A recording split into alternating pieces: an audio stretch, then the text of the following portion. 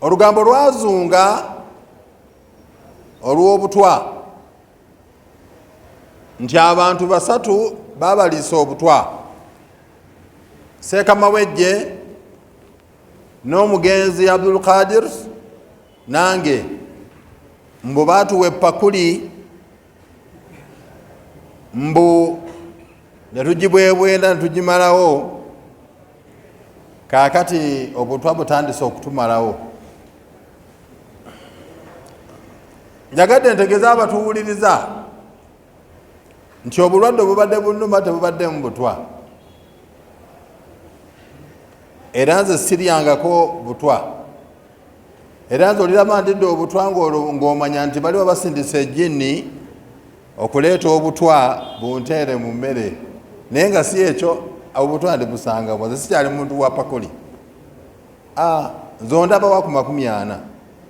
Abantu balowooza nti bwembeera obwa Supreme Council nange embeera ngenda ku nnyimbe nga bo. Nze sigenda ku nnyimbe, era kasi bagamba tulina wano emmere, tulina edduwa, tulina kiki, nze sikyagenda ku dduwa ezo. Kati nzinoonyaako ki? Nze yasoma sharia, kati mba nasomera ki? N'olwekyo siryangako butwa. Obulwadde obwali bunnuma bwajja mpola nga sukaali, kati ebizibu byonna byali okwo. Sukaali yajja n'agaana okukka, kati ningenda mu ddwaliro okumussa, ninfuna eddagala lingi, nintandika okusesema olwa effekiti y'eddagala eringi. Kati bwensesema ennyo, electrolytes z'omubiri nezikka ne ziba wansi, bagenda okuntwala e Kampala nga zenna nafuye, bagenda okumpima nga sodium wange ne potassium nga biri very low, ne bampa ekitaana ne babikolako, ne bitereera vomiting neekomaawo, ne bansiibula. Kati ate bwenkomawo after only 3 days ate ninziramu okusesema, ne mu lubuto nga munnuma ne diarrhea, ate ninsesema nnyo, kati nga sirya mmere, gamba nga ndi mu mbeera eyo bwetyo. Ne banzizaayo nate Kampala mu ddwaliro ne banzijanjaba. Natuuka n'okugenda okukola endoscope. Endoscope balina akapiira kenkana ng'olugalo luno obunene, kaliko akatooki ka balubu wano, bakakuyingiza mu kamwa ne bakasindika paka eno ne kamulisa. Endoscope nagikola, naye ng'ebiyungo byange byonna biramu, siina kansa, siina lusaazi. Bakola sikaani emirundi 2 nga siina buzibu. Ekibumba kyange omusaayi baatuuka n'okugutwala mu laboratories endala 2 beeyongera okwekenneenya, naye nga teguli mu butwa. Kati abazunza olugambo lw'obutwa naddala ab'ennakaloke,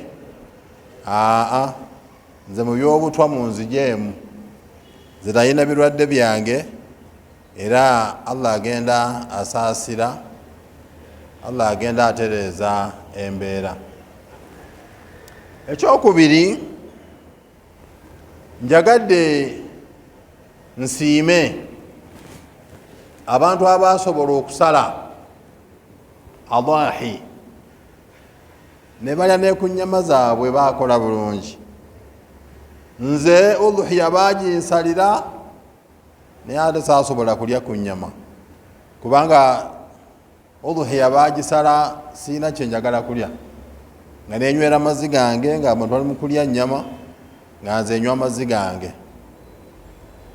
So abasala udhiya nsaba Allah abasasulemu, mulimu mwakola mulungi, barakallahu fikum. Nsaba Allah abawe n'obusobozi obugenda e Makka, kubanga udhiya bw'ogisala omanya nti kati nsembedde. nja kumaliza ebigambo byange ng'era nzira mu kwebaza. Mwebale dduwa, mwebale kuziika Ramadhaani buufu, mwebale dduwa. Edduwa zo mwansabira nnyingi, alhamdulillah.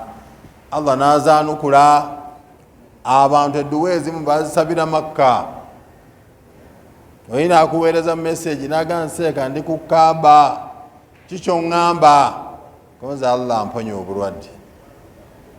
N'olwekyo obulwadde embeera tenaba kutereera bulungi, amagulu gaali gazimbye, nali sitambula, bankwatako bukwasi, naye kati ntandise okutambula nzekka. Mbadde nyina omuggo gwe nkozesa, maze kati ennaku 2 nga sigukozesa, ndabika naatera okudda ku layini biidhinihi taala.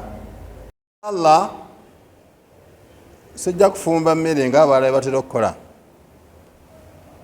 Waliwo masjidi etalina tooyi, nasazeewo masjidi eyo ngizimbeko tooyi, mbazimbire tooyi. Era nga wenjogerera essaawa eno namaze okuyiwawo amatafaali, enkokoto, omusenyu. Oyo abeera imaamu mwavu oyo nga wakava mu bulwadde. Njagala nzimbe tooyi eyo shukuran lillah, kwebaza Allah. Kaakati ze mwandibadde musonda nga ndi mulwadde, oluusi bantuusizeeko entono, kati muzisonde nzirabe.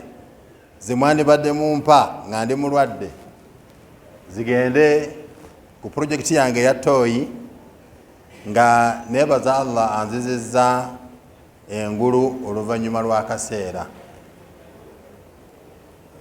Kaakati mube kubanga munsondera ku luli, sandigambye nti ow'omutwalo, nandibadde njogera nti ow'omutwalo leeta n'ow'ebiri.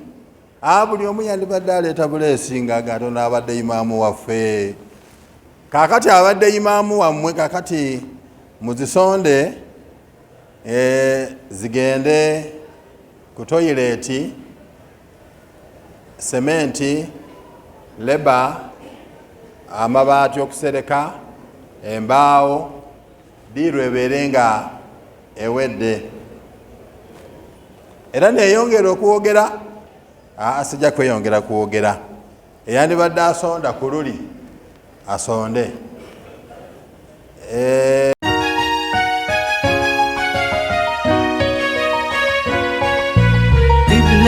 Islamic Media. Qibla Islamic Media.